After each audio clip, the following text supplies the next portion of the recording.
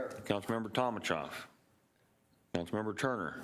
Here. Vice Mayor Aldama. Here. I'm present. Councilmember Tomachoff is not here. Moving on. Ms. Bauer, would you introduce item number 1 for us, please? Glen Lakes Remnant Property Zoning District options. Good afternoon, Mayor, members of the council. We have 2 items on today's agenda. The first will be led by Tabitha Perry, our interim planning manager. Good afternoon, Mayor and Council. Presented before you this afternoon is a request for Council to consider options to rezone a 1.48 acre remnant parcel currently zoned A1 agricultural located at 5450 West Northern Avenue, and to provide direction on the next steps. In this presentation, you will hear that staff's recommendation is for City Council to direct staff to proceed with the entitlement process of a minor general plan amendment to change the land use designation from parks and open space to planned commercial, and to rezone the property from A1 to PAD, a planned area development, in which this zoning district will allow for flexibility in development standards and prohibits specific land uses. There is also an alternative recommendation before council is for council to give staff direction to do a minor general plan amendment to change the land use designation from parks and open space to planned commercial, and to rezone the property from A1 to C2 general commercial. As council is aware that this was a council item of special interest, and it was to engage surrounding property owners of desirable land uses and the sale of 1.48 acres, which was formerly part of the Glen Lakes.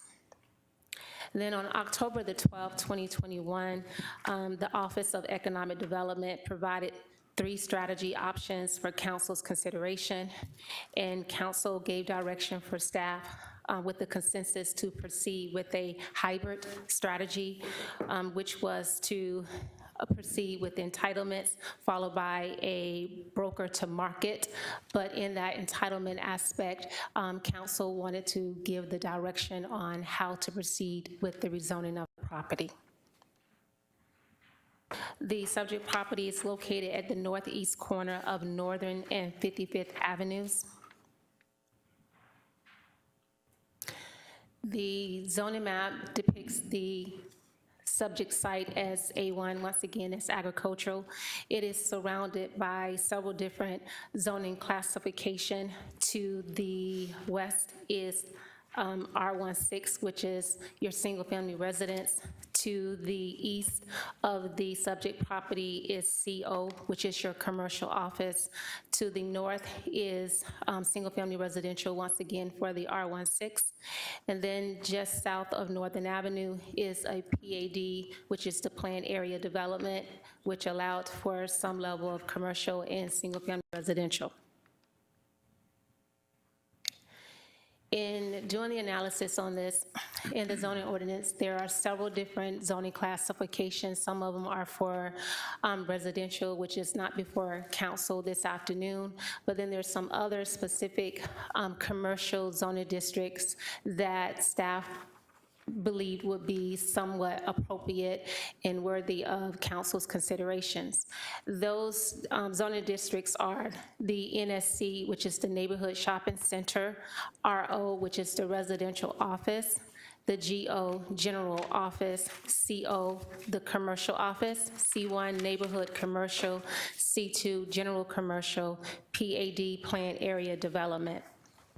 To give context to what all these zoning districts mean, I'll summarize it. For your NSC, that zoning district is intended to meet the customer demands of surrounding neighborhoods, satisfying daily commercial and service business needs, but are compatible with adjoining or adjacent residential neighborhoods. Large commercial scale uses are not permitted within that NSC zoning district. The RO is allowed for low-intensity professional office uses developing on a residential scale, meaning that this district would not want to have developments that are out of scale with residential as it relates to like height and the sizes of the commercial professional office buildings. The GO General Office is intended to provide for large multiple-story office developments, which could include a single-story building or a cluster of buildings that provide professional office uses, support retail, and office support services. The district will provide for a major employment concentration designed to be compatible with surrounding residential uses. The CO Commercial Office is intended to provide for financial and professional service offices located on arterial streets or adjacent to commercial areas.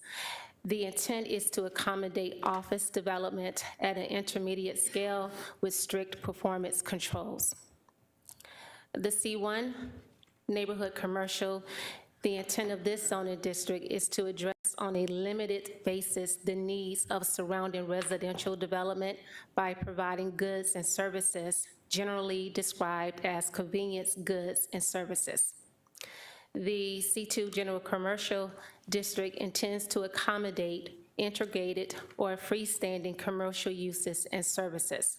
Permitted land uses serves both neighborhood scale as well as community level needs with a range of retail uses in an enclosed building.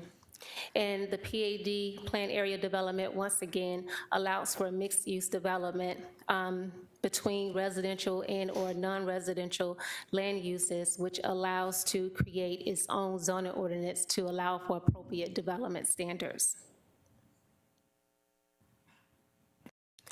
Before you is the land use comparison chart.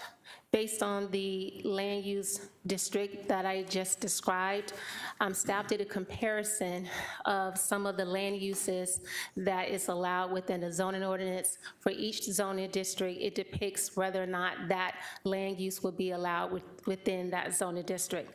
So if you go through this land use chart, financial institutions, real estate, and insurance offices would be permitted in the NSC, the RO, the GO, the CO, the C1, C2, and it would be up to the evaluation of a proposed PAD whether or not this land use would be permitted within a PAD document.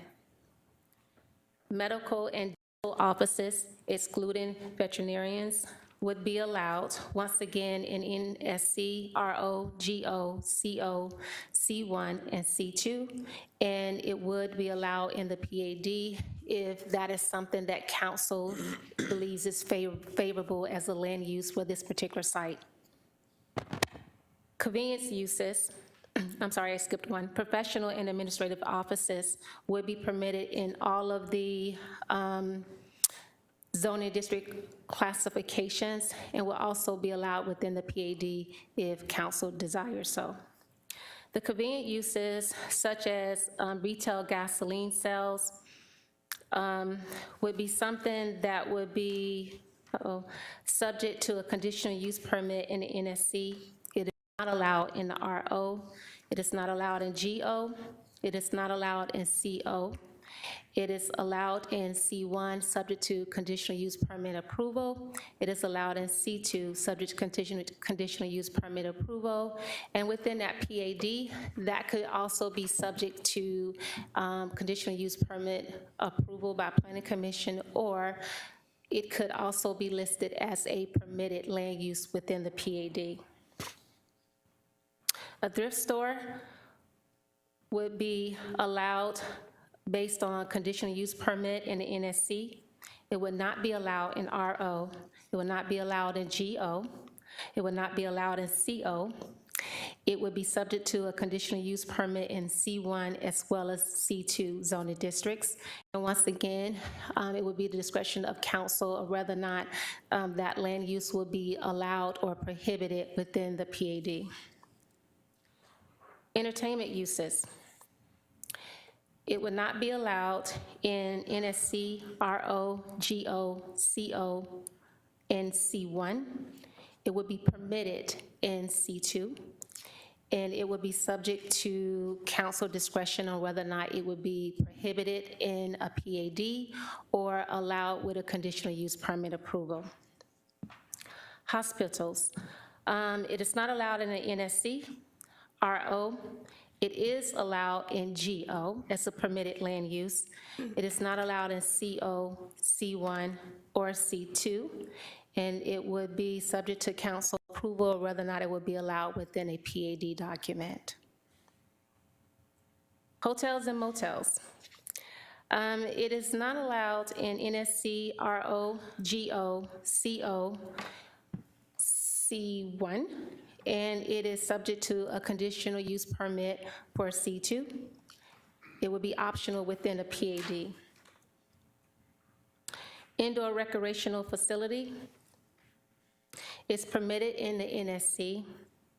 It's not allowed in RO, GO, CO, C1, and it is permitted in C2, and it's subject to council approval of whether or not that land use will be allowed in a PAD. Libraries and museums. It's not allowed in NSC nor RO. It is permitted in GO, CO. It's not allowed in C1, and it is not allowed in C2. In a PAD, it will be subject to council approval whether or not that land use will be listed as a permitted land use. Live entertainment facilities excluding nightclubs. It's conditional use permit approval for NSC. It's not allowed in RO, GO, CO, C1, but it is permitted in C2, and it would be up to council discretion in a PAD.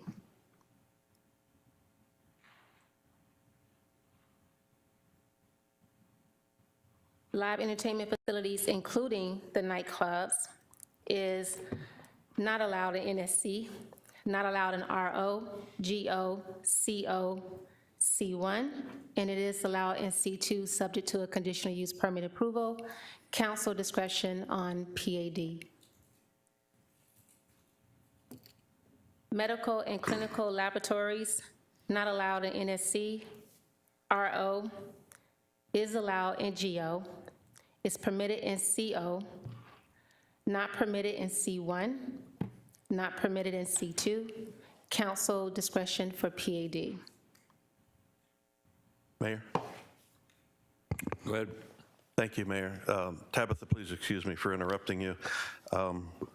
Council received this material in our packets, and we've had time to review it, and it's been online for the public to see as well. I don't know that we need necessarily to go through it all. As my understanding is, staff recommendation is the PAD,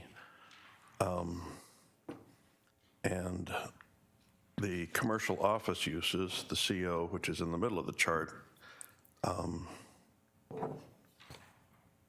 to me would be an acceptable, I think, to the neighbors, the kinds of uses that they might like to see there that could be a benefit to the community. I like the flexibility of the PAD designation, but I think it's also important that we provide certainty that adult entertainment uses, for instance, wouldn't occur there, a few things like that. So do we need to decide today? Do we need to reach a consensus on which of these categories we might like it in, or are we looking to narrow it down to something along the lines of a PAD that generally would allow the CO uses with maybe a change or two? But before you answer, Mr. Phelps. Mayor, members of the council, Councilmember Turner. So, yeah, we are going to be looking for consensus. The staff, as you noted, will be recommending a PAD. And the only reason we've kind of gone that route is there's even within the, let's say, the C1 or the CO, commercial office, there may be one or two uses there that we haven't had a chance to think through in terms of impacts to the neighbors. PAD could allow you to really fine tune that. So for example, churches is allowed on one of them. Churches have a lot of activity, people coming and going. Childcare is one that could have an impact on sound and noise. So our thought is to show you the different types of uses that are ingrained in our different zoning categories, but probably saying, why don't we make this more of a deli approach, and let's go through and identify each specific use and then build it into a PAD, which will then keep us from having to approve something that maybe we hadn't fully understood the impacts to the community. But if there's one that is there that is perfect in terms of all the uses and doesn't exclude anything that we may want to consider, then we can easily skip that step and just adopt a zoning classification. But as Tabitha and the team kind of looked at this, our thought was a PAD could really fine tune that specifically to what the council wanted. Mayor, Mr. Phelps, thank you. I think it would be helpful, and I could certainly support the PAD recommendation, provided that if there's a council consensus on at least a few things that would not be allowed there.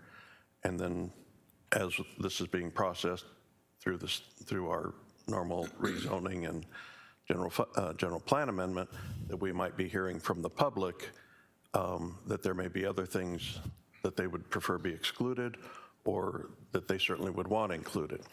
I don't know, for instance, whether a child care facility would be considered an asset in that neighborhood. You know, what else is available to them? That might be something they would have, feel would be important to have. But that's what I would like to hear. So, Mr. Phelps, before I go to you, my question is, once a PAD is approved, if we get an applicant, we have the option to come back and approve what they're wanting to put in that PAD. Is that correct? Yeah, Mayor, members of council, council attorney. Yeah, I think really if we get direction to do a PAD, because it takes a minor plan amendment, we would go through the public notification, the public process, get input, and then come back with, some recommendations. But at the end of the day, the council will have the final determination before it gets put into motion as to what is, what you want to see there, what you don't want to see there. It gives you the benefit of going through the public process, getting public input into it before you start locking in your final decision. Mayor, thank you. Mr. Phelps, thank you as well. And that's, I would be comfortable with the PAD as long as there were some, in the consensus, there were some basic exclusions, certainly, adult entertainment, that sort of thing, so that, because going forward, I don't think it's beneficial to the community to be riled up that, anything could go in there because it's simply a PAD, but to be able to go out to the public and say, it has a lot of opportunities, but the council has already said they don't want to have 1, 2, 3 items, something like that, to help lower the volume and the temperature, when it goes to the public, that they not be excited about something we wouldn't approve anyway. And I'll address my concern or my thought. I think everybody is on the same page as you, except for the fact if we come back and make exclusions now, and then somebody comes up with something else, then we have to come back and make more exclusions, I think doesn't represent us well. I think having that final decision when they come to us as an applicant, I think the council as a voice, one voice can speak. I think we still accomplish what you're wanting to do. But to say, well, we have these exclusions, and then somebody come up later on and say, we want to do this, and, oh yeah, but we forgot that one. I think it is embarrassing for us. I know where you're trying to go, and I think everybody supports that. And Mayor, if I may, I would see that, we would rough out a few of the most egregious ones that we would expect to have objection to, but it's not zoned until we zone it. And so during this period of time between now and when it comes back to us for zoning would be that time frame in which we could either tighten or relax the uses in the PAD based on the input from the public. Mayor? Go ahead. I just want to get a clarification what Mr. Phelps said regarding bringing it back to council. Was that after you go back and decide what it can be? If we decide today on a PAD, then you'll bring that back to us before it goes out for actually someone to come in and propose a project? I'm going to have Tabitha kind of walk you through the process, and I think that'll be a little bit more accurate than coming from your city manager. Mayor, council members, so the process, depending on the direction that comes from council, if the direction is to proceed with a PUD, plan area development, then staff would start the process, which would kind of evaluate based on the direction from council on type of land uses that you're expecting to see within a PAD, but more or less the land uses that you would like to be prohibited within this site. Then staff would go out and conduct the citizen participation process, and that is when we send out notification within 300 feet, inviting surrounding neighborhood property owners, as well as those on our interested parties list, to have the opportunity to participate in a virtual meeting due to COVID, for staff to kind of outline the entitlement process, being the minor general plan amendment, and then the details within the proposed PAD, which will reflect what staff is proposing before a planning commission for a recommendation, and then to city council for a final approval on the land uses that would be permitted, any land uses that would be subject to conditional use permit approval by planning commission, and then any additional land uses that council would like to be prohibited as a use allowed on that site. As an example, if council gives direction that they do not want to see tattoo parlors, that'll be something that we will list as a prohibited land use. And then once we get the input from the surrounding neighborhood, we would take all those things in consideration as we finalize the PAD documentation, and then present it before a planning commission for a recommendation, and then back before city council for a final approval. Thank you. Mayor, if I may. Based on that, it sounds like this will be our only opportunity before it comes back to us for final approval, before to have any input on it. Is that correct? Mayor, council, an alternative would be is for staff to receive input from council today, and then put a draft proposal together of permitted land uses, uses subject to conditional approval, prohibited land uses, and bring it back before you in a workshop. Okay. Based on I know what the concerns of the neighborhoods would be, I wouldn't have a problem providing some general exclusions today that would exclude some of the, like was said, more egregious types of businesses that we wouldn't want to see there. But knowing that that's not going to be the final topic or the final judgment, so to say, it's going to be come back and go through another process, and then still back to us to make the final decision. Mayor, this is a workshop, so yeah, I think this would be really appropriate to go through. There may be some things you for sure would like to see considered, probably more likely things you don't want to be there, and it doesn't have to be a full out. You could say, we know for sure we don't want these. We still want to think about some of these uses, and so you can also almost kind of conditional zoned into there, and then we can put that together and then bring it back in its entirety to a workshop, get the council's direction on it, and then we can go through the planning commission and public notification. Thank you, Mayor. So I wanted to ask is the plan to go ahead and market it concurrent with the zoning, or wait until the zoning is in place to market it? Because what is I don't see that here. Mayor, council members, based on the previous workshop, my understanding of the direction was to come back before council to talk about the entitlement process, and once the entitlements are in place, then go with the broker to market the site. Okay, so any uses that would not be included in the PAD would be brought back as maybe a prospective buyer, but it wouldn't be until then, when the PAD is completely finished, would we know that somebody may want a use that's not included in the PAD? Mayor, council members, that would be correct. Okay. We would establish the PAD and the entitlements before it goes out to the market. Okay. Generally, Mayor, one more question. Generally, do we have an idea of who the users are going to be when we do a PAD, or at least some of the users?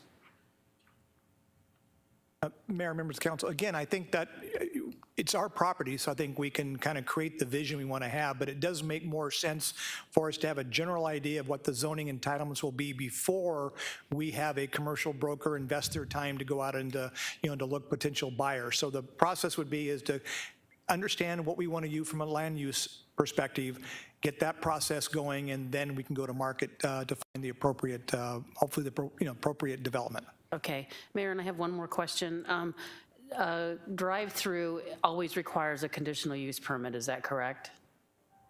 Mayor, council members, a drive-through, yes, will require a conditional use permit approval. The exception has been with an approved PAD that allows for it outright. Would that be something that I'd want to look out for there too, because it gets a little tricky when you're putting something like that in close proximity to a neighborhood with the lights and the noise of the speakers and that sort of thing. So I don't know how we address that, but I would think that now whether we want to allow that or not is another question, but I would think that at least the market's going to see that as a really ideal site for that type of use. So I just wanted to put that out there that that's, if it's allowed in the PA, then they don't have to come back for a conditional use permit. So, thank you. Mayor, council members, there's one thing we can take in consideration. We can have performance standards within the PAD that says the distance, they will have to have up a wall, the orientation of the building. If that's something that council wants to consider as allowing it as permitted, or the other option is just to have it go back before Planning Commission for approval through a CUP. Anyone else?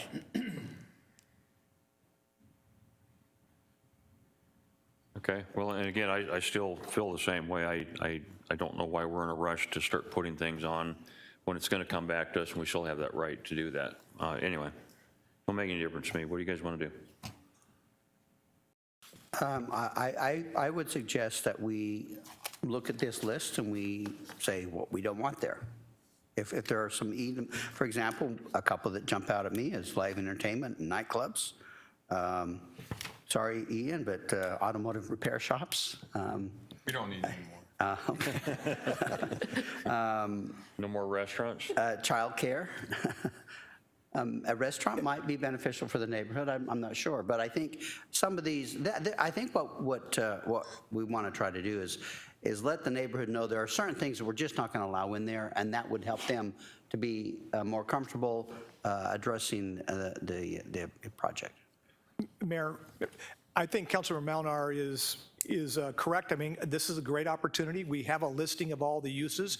Doesn't have to be final, but we can, you can literally take it, from the top to the bottom and just indicate whether there's an interest to consider that, or we know for sure we want to flat out prohibit it. I think that does make it easier then, which I think Councilmember Turner kind of reflected on, is that if we go out with everything is in the realm of possibility, you might get neighbors, really concerned and focused on the extreme situation that we have no intent on doing. So the closer we can get it to a proposed PAD that is at least reflecting the values of the council, makes it easier, I think, to go through the public process. So if you wanted to start and say, are we okay with, Allstate and a credit union being there, which is the first one under the financial institutions, you could say that seems reasonable to consider that.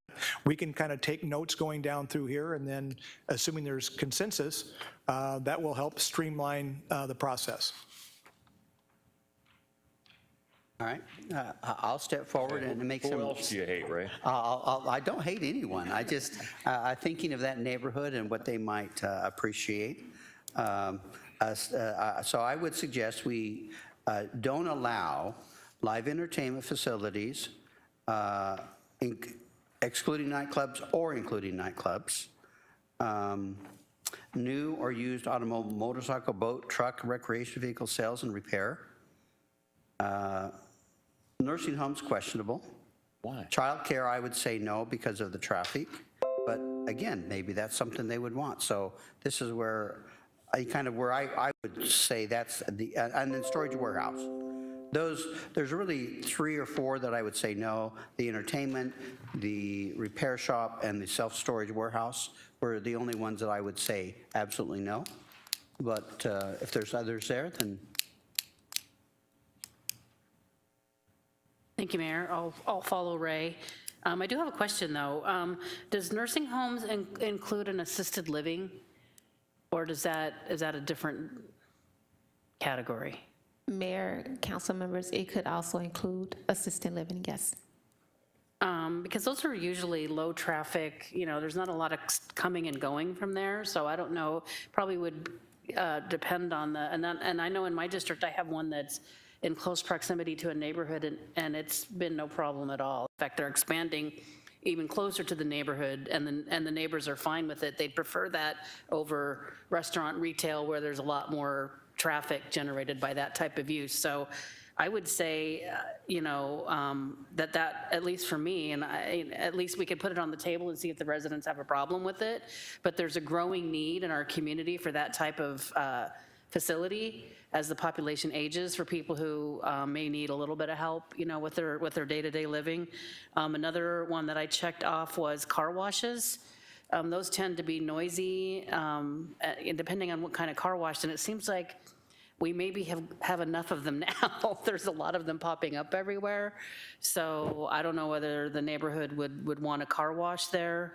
And then I don't know about thrift stores either, because those tend to have people dropping things off at the place is closed. They'll just drop it off behind the facility. That happens a lot at different places where people make donations and then they sell them. So I don't know whether those would be objectionable to neighborhood, but I would say those are some that I'd like to see. Maybe we at least allow some type of assisted living there. I think it'd probably be a good location for one, and then possibly thrift stores and car washes.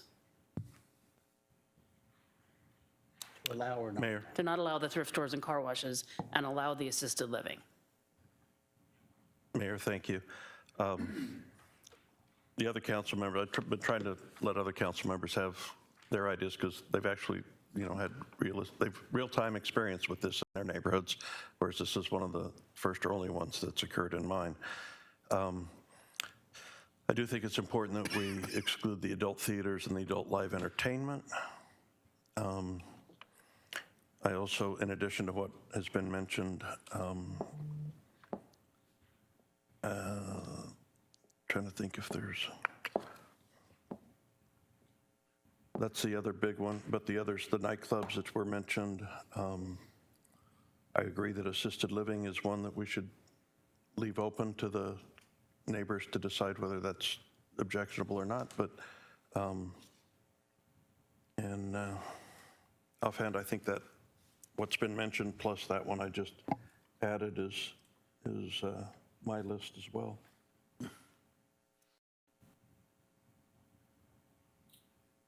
We done? Mayor, members of the council, can I just walk you through a couple other scenarios? I had a note to add pawn shops as a prohibited use. Thanks. So just a couple things for consideration. One would be hotels and motels, again, small site, but that doesn't then allow for some type of overnight accommodation that may or may not, may have an impact. That would be something I would think you may want to consider. I think when you look at the churches would be one that you need to just understand, a church-related activity, which it may have impact. You mentioned the tattoo parlors, but you can have blood banks and plasma centers. I know there'd been an issue in a district in Councilmember Mountar's issue that had some concerns about that and the activity going into there. You may want to look at that. When you look at indoor recreational facilities, that could be exercise and gyms, which may be good, but there may be you may want to put some restrictions on sound and activity and hours of the day. So again, maybe we don't have to do that entirely today. But maybe a better approach would be to have you go through all of these, think through each of the circumstances. It doesn't have to be you exclude an entire category. You could exclude just a portion of a category, and then you can funnel that to Tabitha, and then we'll try to assemble that, assuming there's consensus. Mr. Phelps, and this might be a better question for the attorney, but I didn't think we could prohibit churches.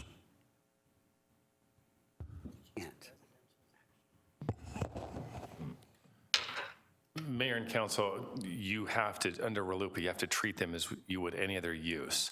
And the unique element of this is it's our property. So to the extent that we choose that we want to prohibit a church use, we have the ability to do that. So if it was somebody else's property, we can't prohibit the land use if it's being sold to someone else, if it's already accepted. Is that the difference? Yeah, for the Okay. I mean, that's the simplest explanation, yes, is Okay. that you're dealing with private property rights then. Okay, Mayor, go ahead. I would consider prohibiting drive-through uses. If you were to put a Starbucks or another kind of coffee, Dutch Brothers, for example, the lines are incredibly long for those, and that is going to mess up the traffic for that entire neighborhood because they use that road 55th as a major arterial to get on the Camelback and to get into their neighborhoods. So my only thought would be to discourage drive-through uses. Mayor, members of council, again, I think that would be what I would recommend, would say, put some kind of conditional use permit, because it's such a blanket to say that. I know in Councilmember Tomachoff's district, they just recently opened a Salad and Go, which is really unique drive-through opportunity, but has, I mean, it's hard to even, you don't even see people in there. It's a quick in and out. That might be something really appropriate there that has minimal impact. At least I'm seeing that. Maybe Councilmember Tomachoff sees it differently.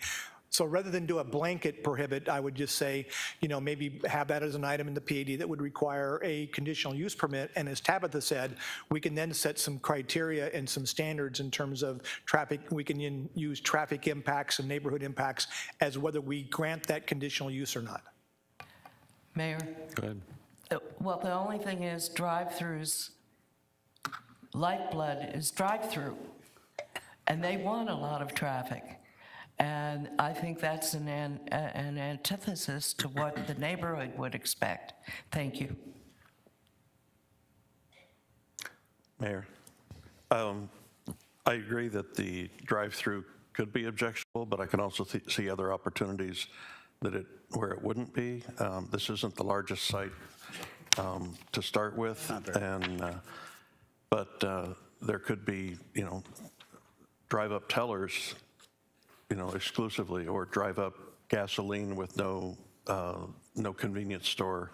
There's other opportunities. So I think that having that as a conditional use permit opportunity would be good. And I'm not trying to be exhaustive today on what we allow or don't allow. I'm just trying to narrow it down somewhat and to make sure that the residents knew that what they would probably find most egregious was off the table. I will say, as far as the church, there is a church at the opposite end, the east end of that string of commercial that faces Northern, just before you get to the apartments and then the commercial corner. And I've never personally noticed any negative impacts, and nor have I had residents bring any negative impacts to me for that. So I'm not sure that it would necessarily be something we would exclude. Yeah. I'm going to go ahead and say one other thing, and then hopefully we'll have what you need. I would hope that everybody would be looking what the neighbors of that area might want, not necessarily what they might not want. I can tell you where I live, we have an Arby's almost on top of us, a Jack in the Box, multiple businesses. I don't find them offensive. The walls are high enough. I don't hear the speakers, but the people in the immediate area may want to go there, and would you have less traffic if they're going right there on the edge of their neighborhood or driving a mile and a half? I mean, you have to kind of look at the big picture also. So again, let's think what people might want, not necessarily just what they might not want. So, go ahead. Just two additional items that they're in here somewhere, but they're not specific, would be like a liquor store and dispensaries. That the neighborhood may or may not want to have those. I didn't hear the first part. Liquor stores and dispensaries. You giving that up? Okay. Yeah, I think I'm giving that up. Okay.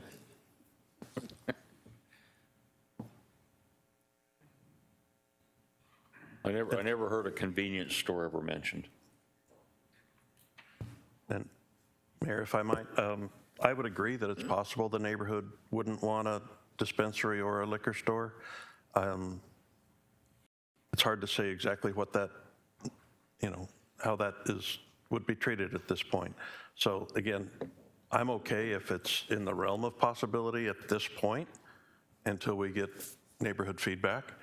And, but, we also have to understand that we have, changing markets and a large demographic and, and that there may be, a liquor store of today and tomorrow may not be exactly the same as the liquor store we had through the 50s and 60s and 70s. So it may be different. So I'm comfortable with to the degree that we've narrowed it down so far, but and understanding that it could be narrowed down farther if staff has got the notes and the tape to play back.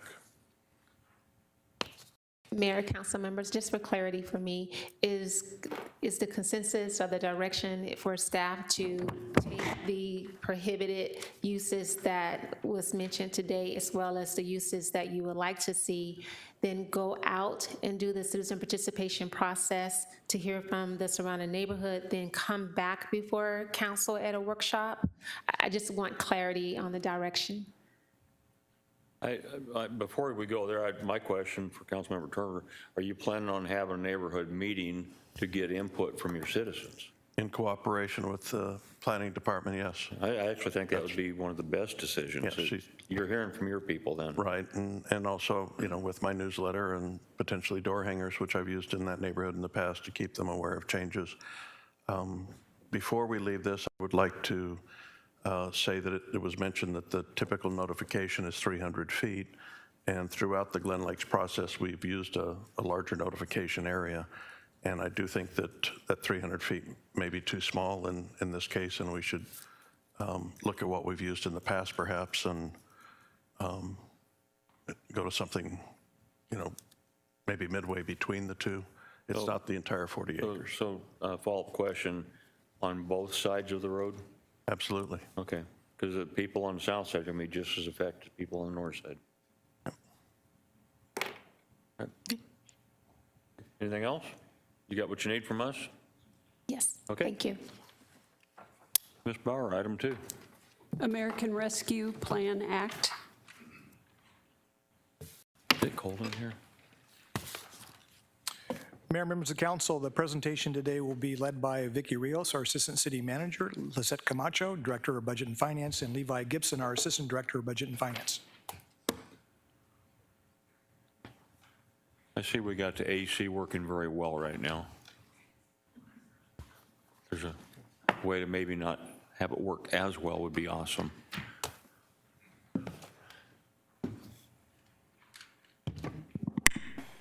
Good afternoon, Mayor, members of the council. In this presentation, we'll be covering an update on the American Rescue Plan Act, specifically on the final rule that was recently issued by the Treasury. We'll also provide an update on one of our ARPA strategy. You've seen this slide before, but for the benefit of the public, we put it out there again. So as far as the American Rescue Plan Act, the City of Glendale received funding of about $59.5 million. We received the first half, the $29.8 million in May of 2021. We expect to receive the final distribution in the second half in May of 2022. ARPA eligible costs must be incurred between March 3rd, 2021 through December 31st, 2024. Funds must be obligated by December 31st, 2024, and the Treasury defines obligated as an order placed for property and services and entering into contracts, subawards, and similar transactions that require payment. All funds must be expended by December 31st, 2026. When the American Rescue Plan Act was first adopted, the interim rule was issued on May 17th, 2021. The interim final rule established a framework for determining the types of programs and services that are eligible under ARPA. It also established a regular reporting requirements, including certain recipients to publish information regarding their use of the funds. The interim final rule had a comment period that was due on July 16th, 2021. And subsequent to that, the Treasury also released compliance and reporting guidance on June 17th, 2021, and then they updated it on June 24th, 2021. As a recipient of ARPA funds, the city is required to submit a one-time interim report that was due back in August 31st, 2021, and also a project expenditure report that's due quarterly. We recently submitted our first quarterly report that was due January 31st, so the expenditures through December 2021. The city is also required to submit a recovery plan performance report that is due annually. The next report is due in July of 2022. The final rule was issued on January 6, 2022. It does confirm the approach that the city did for the strategy on spending the funds. It is also consistent with the council-approved ARPA strategy. It does provide broader flexibility and simplicity in the program. And the final rule was issued as a response to the feedback that the Treasuries received in the comment period of the interim final rule. It also established a list of eligible uses. It's not an all-inclusive list, and it also provided a framework for eligible uses that are not included in that list that they provided. The final rule takes in effect on April 1st, 2022. Recipients, like the city, can choose to take advantage of the flexibilities and simplifications offered by the final rule now, even before the effective date. So before I turn over the presentation to Mr. Gibson, just wanted to, again, reiterate that the final rule doesn't change or impact the council-adopted ARPA strategy. In fact, it allowed for more flexibility, and it also confirms the approach that we took with that. So with that, I'll turn over the presentation to Mr. Gibson. Under the ARPA final rule, one of the major changes that was issued is they allowed recipients to select a standard amount of revenue loss or calculate the actual revenue loss. This can be equivalent to a standard allowance of up to $10 million. This is the most flexible use of funds and streamlined compliance and reporting requirements. This money can be used for any government services. This is general government administration, staff, and administrative facilities. It can also be used to provide public safety, road construction and maintenance, and any environmental remediation. Additionally, the final rule expanded on the households and communities that are presumed to be impacted and disproportionately affected by the pandemic. It designated travel, tourism, and hospitality sectors as impacted industries. It allows broader eligible uses to restore and support government employment, and this allowed us to restore to pre-pandemic employment levels or higher above pre-pandemic baseline levels of 7.5% of our original baseline employment. It also allowed for the employee retention incentives to help us retain our employees through this really tough time. Additionally, it clarified that funds can be used for capital expenditures. These funds for capital expenditures must be used to support COVID-19 public health measures or as an economic response to those affected industries. It also requires regular reporting that is quite intensive. Technology infrastructure is another area that can be used under ARPA final rule. This allows us to improve access to and have a better user experience for government systems and websites.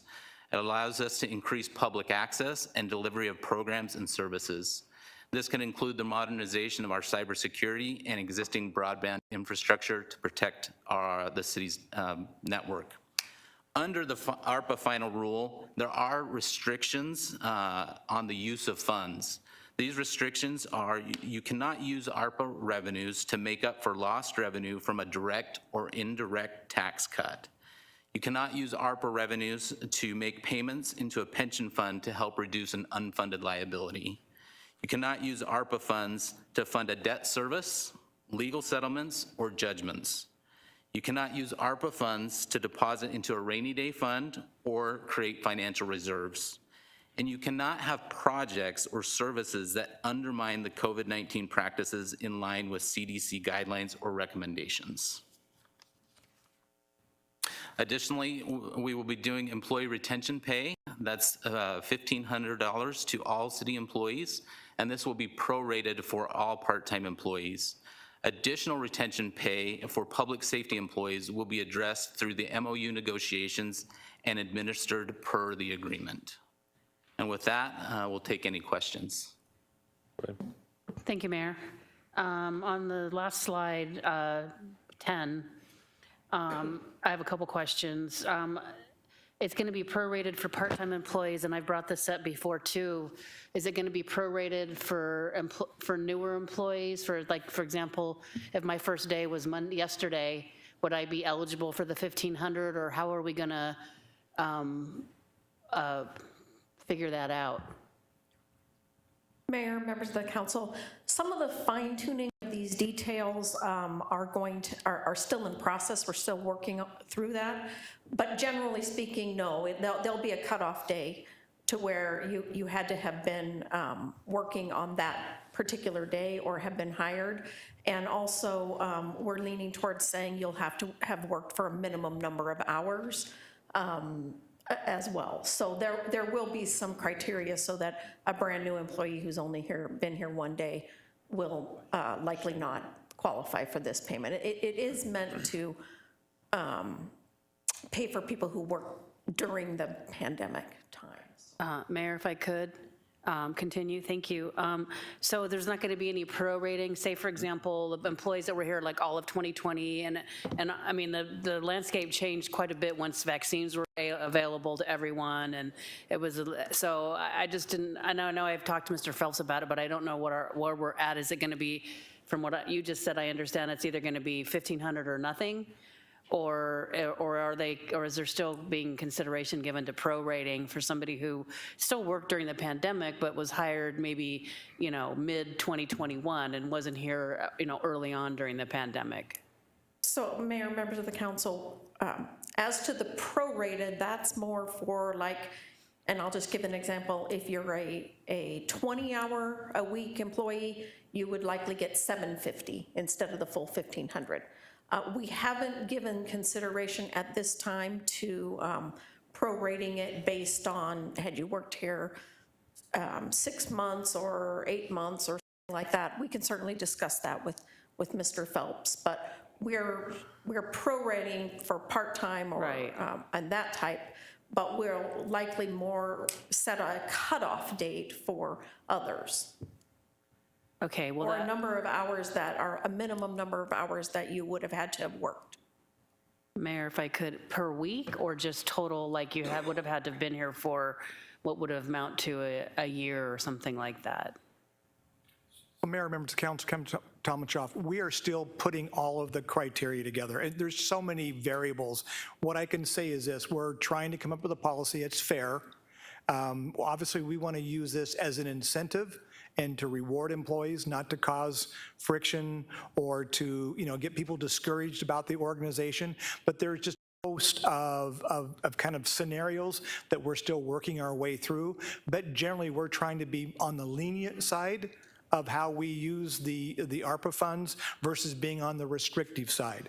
But we want to also don't want to have a situation where, by the way we wrote our policy, that somebody worked 4 hours and now was able to get $1,500. There seems to be a fairness issue there. So we're just trying to go through all those, and we'll have it. We'll have that more with the HR departments working with us on that, and we'll have our be a little bit more dialed in here as time moves forward. Okay, Mayor, if I could continue on the public safety employee retention pay. So the way I understand what I'm looking at here is that all the public safety employees will also get the $1,500 as a one-time payment, and then they'll be given some additional amount in addition to that as part of the negotiation in the MOU. So that, I get, so that, and that's referred to as retention pay, and I know I've seen, I believe it's Mesa, and I think Phoenix is offering $7,500 in retention pay, and I think Mesa was $2,000 for all employees and another $2,500 for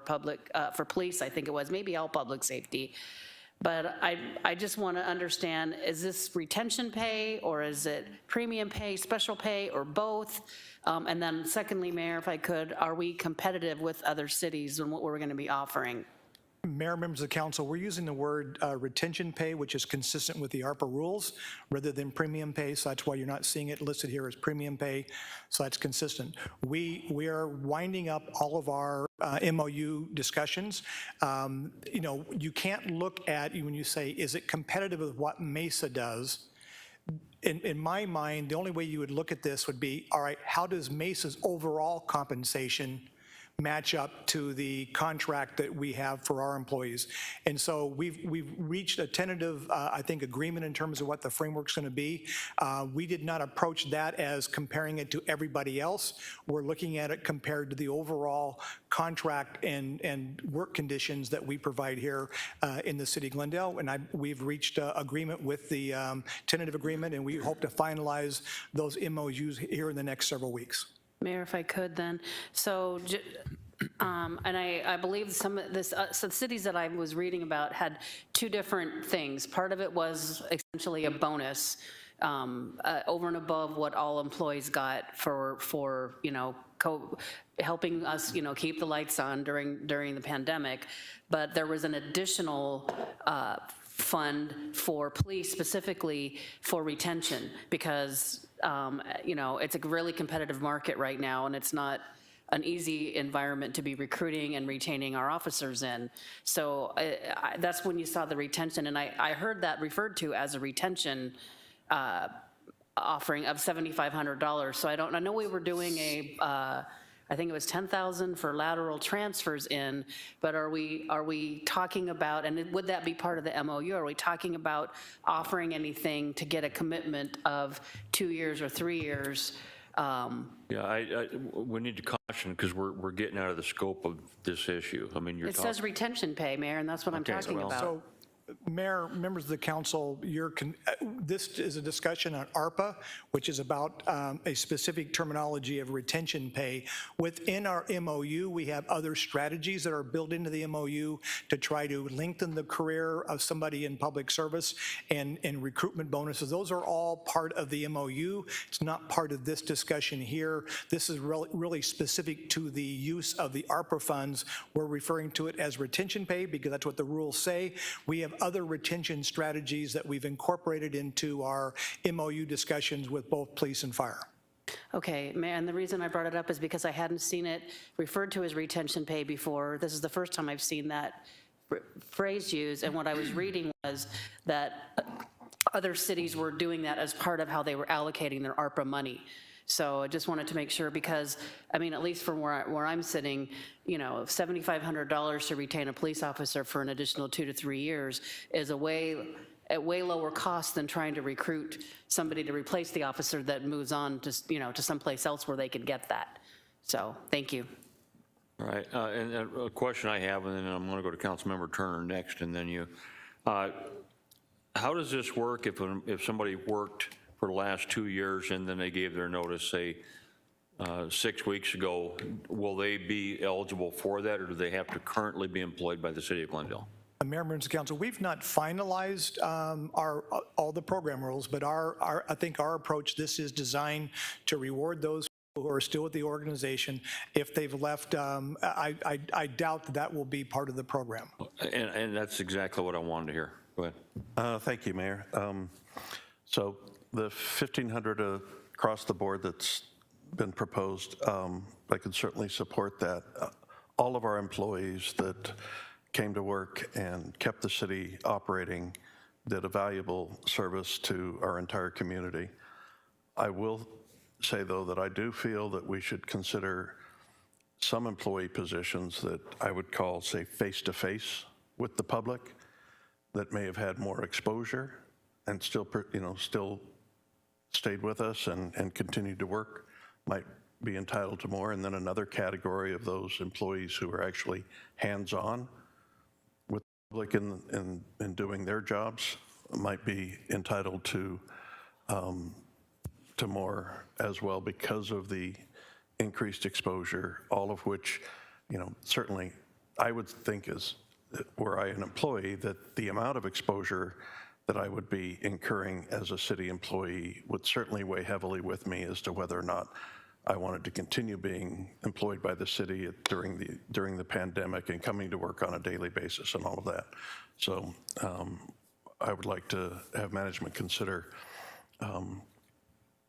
additional stipends, retention for those who had different levels of exposure as they came to work on a daily basis, routinely, not one-off here or one-off there, but routinely, day out, had additional levels of exposure.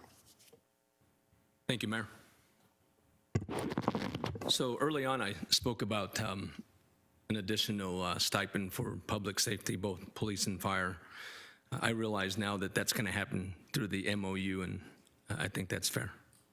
I didn't realize, and this was brought to me by several employees, and I think it's important to mention, while I believe that public safety had the closest contact with individuals with COVID, there are other individuals like vehicular accident investigators or inspectors and building safety inspectors who have close contact with individuals that may have COVID and become exposed. With that said, because the MOU will take care of the additional stipend, whatever that may be, I support $1,500, but I also support $1,800. I even support $2,000.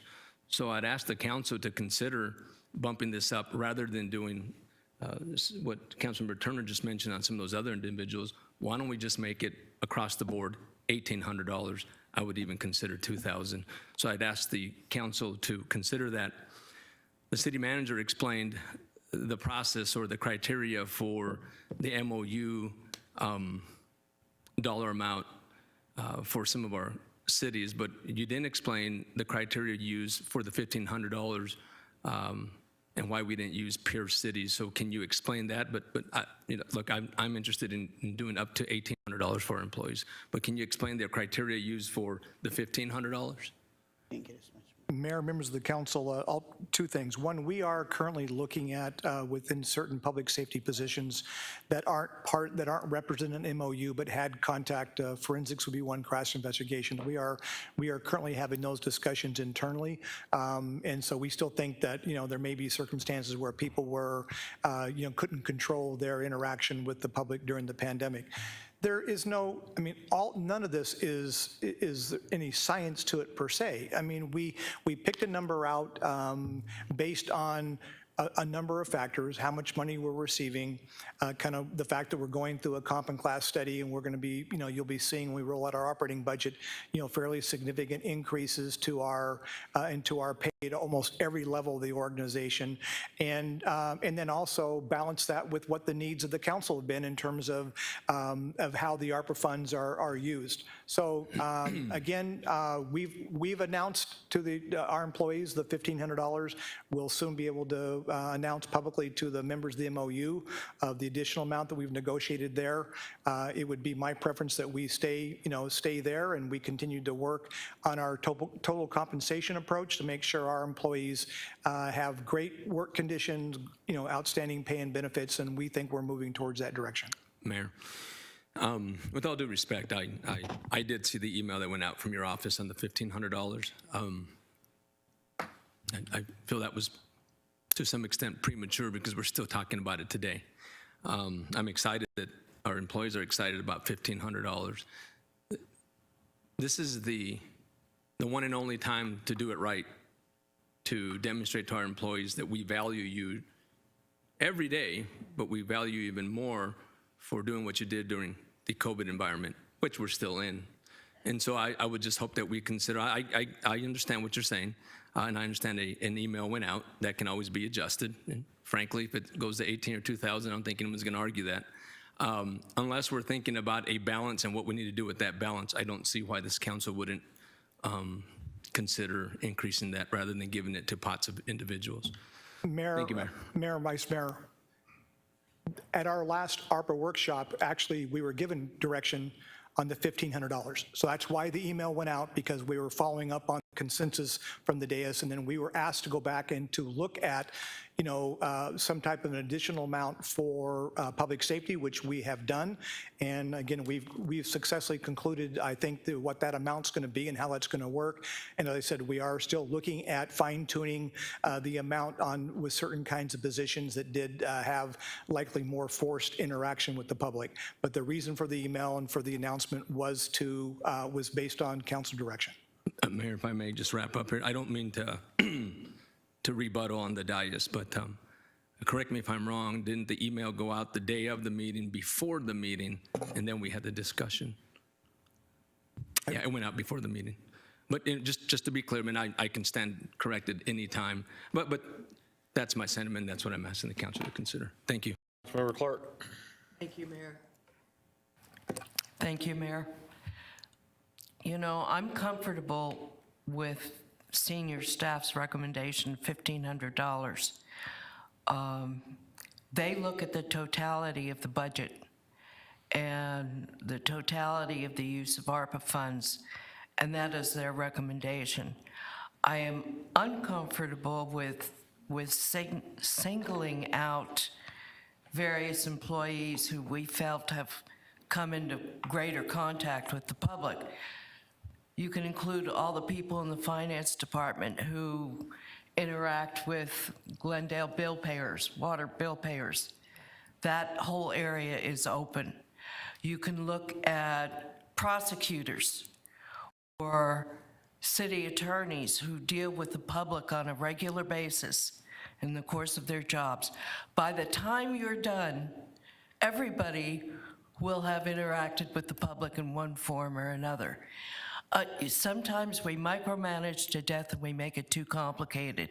I would simply say that I am comfortable with giving every full-time employee the $1,500 and prorating for part-time employees and let it go at that.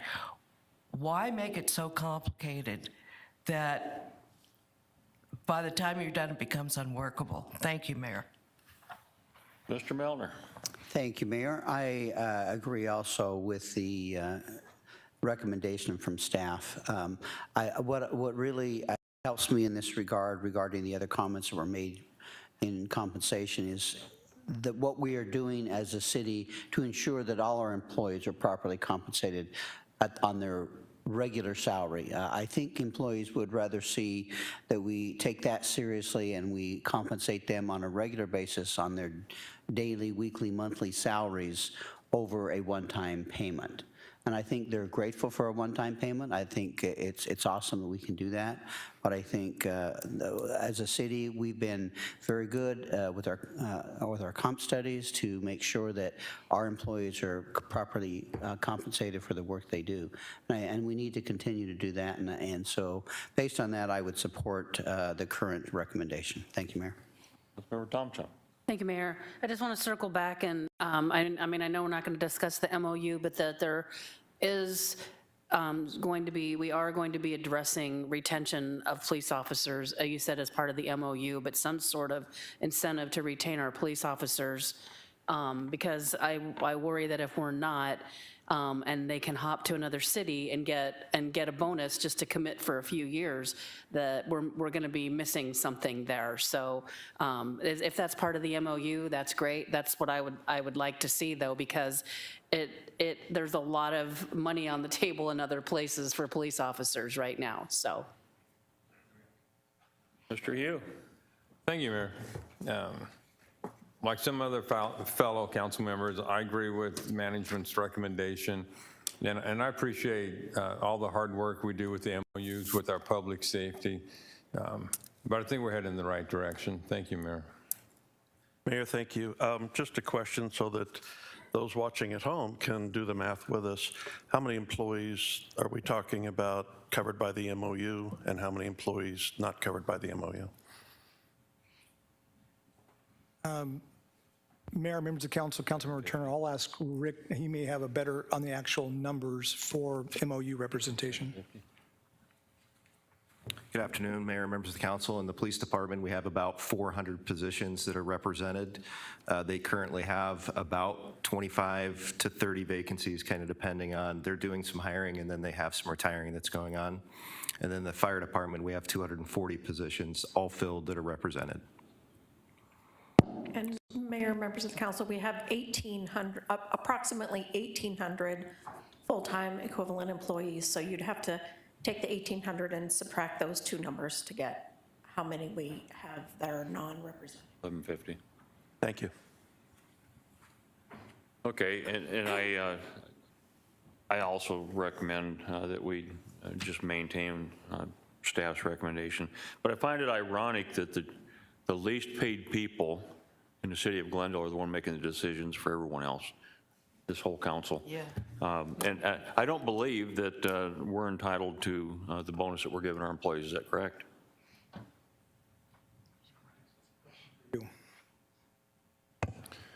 Mayor and council, the charter speaks to the fact that there is a designated salary for the elected officials. We can take a look at it if you'd like us to do so. However, the way this has been framed is in the context of the salary, and so you would not be eligible for it.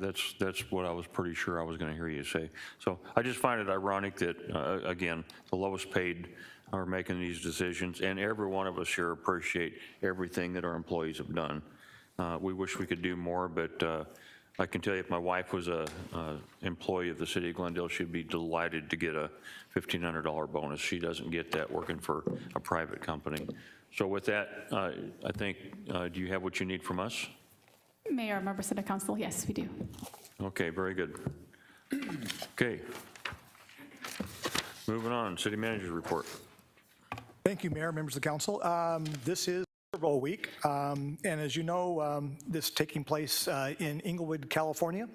I know the temptation is to call it Los Angeles because it's the Los Angeles Rams, but because we're here in Glendale, I think we can only fully appreciate the fact that we need to give due to Inglewood, California.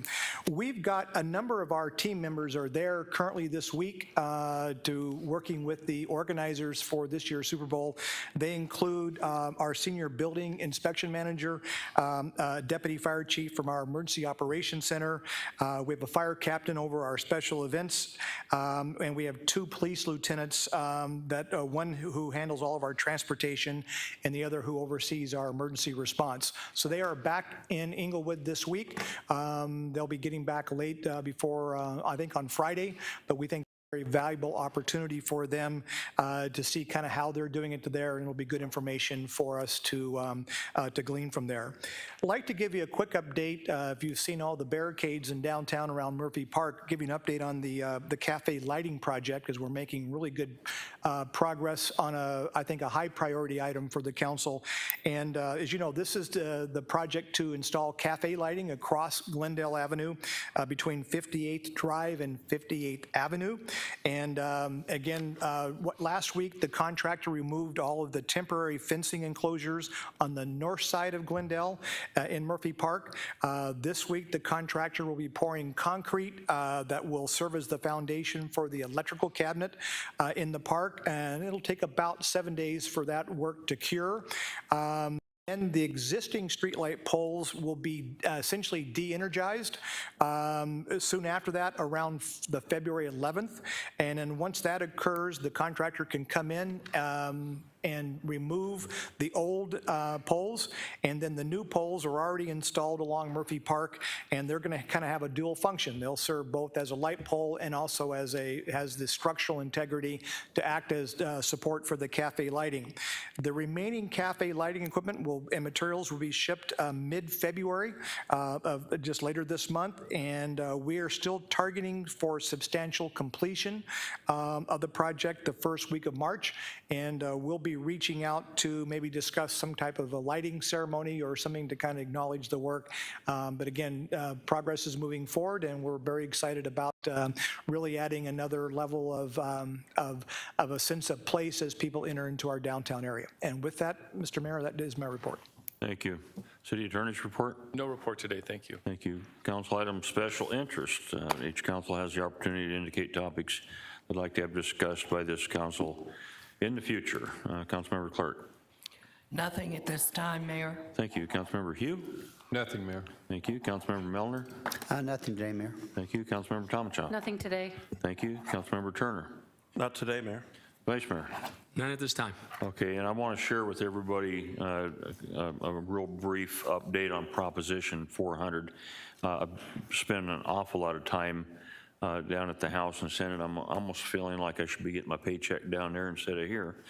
But with that said, last week I testified in the Senate, and it passed out of the Senate committee unanimous, which I was excited about, but I could see that there was some reservations with some of the members. We had 3 different groups that were working against this, that were looking to make things better for things that they were most concerned with. We had another meeting yesterday. The bill was supposed to be heard in the House committee. It was canceled.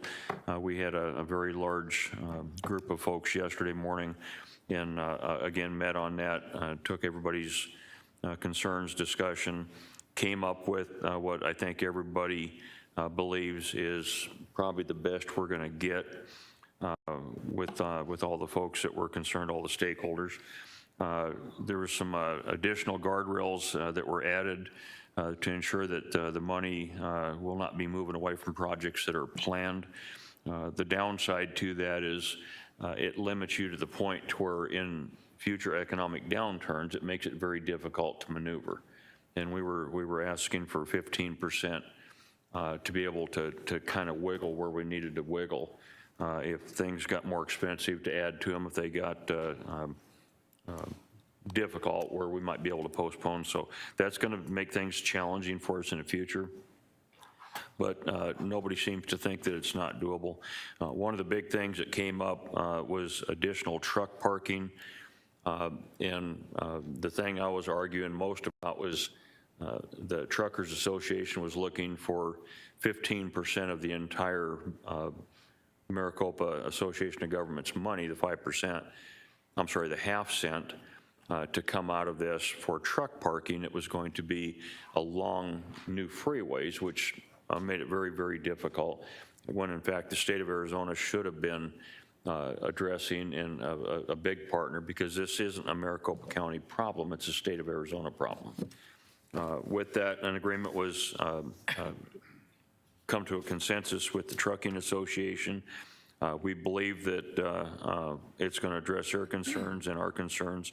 Now, all the changes that we've made in no way change anything that the city of Glendale is benefiting from Prop 400 for the next 25 years. So the city of Glendale didn't get hurt. In fact, I don't believe that any of the cities in Maricopa have actually gotten hurt. It just sort of tightens up some of the ruling that we have to do. The amendments that have been agreed, again, will make no impact that we see to the voters. The House tomorrow, and I'll be back down again tomorrow, and I'll be testifying in House committee with all the amendments made. And we believe that we can get it passed in committee tomorrow. I don't know if it'll be unanimous, but we certainly believe that we can get it passed. And then it'll be scheduled for Cal in both houses, where we're hoping to get an emergency vote on it within the next 10 days or so. So all in all, I think it's good business, but then the work becomes where we have to convince our voters to support this bill, because it'll go to the voters.